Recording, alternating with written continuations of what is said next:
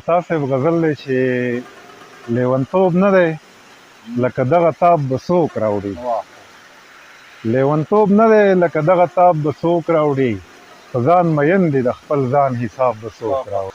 لیونتوب نه دی لکه دغه تاب به څوک راوړي. لیونتوب نه دی لکه دغه تاب به څوک راوړي، په ځان مین دي د خپل ځان حساب به څوک راوړي. او اذیتناکه خاموشي ده هیڅوک غږ نه کوي.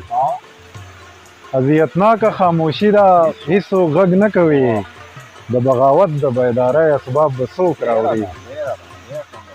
او مونږ قافله لرو خو تګ بېله کاروانه کوو. مونږ قافله لرو خو تګ بېله کاروانه کوو، جرس به څوک راوړي اخر رکاب به څوک راوړي.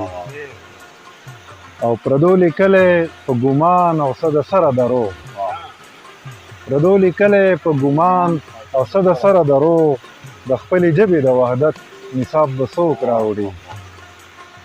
او د غلامۍ زنځیر به څوک مات کړي د حق په منبر، د غلامۍ زنځیر به څوک مات کړي د حق په منبر، د حق خبرې له د حق کتاب به څوک راوړي.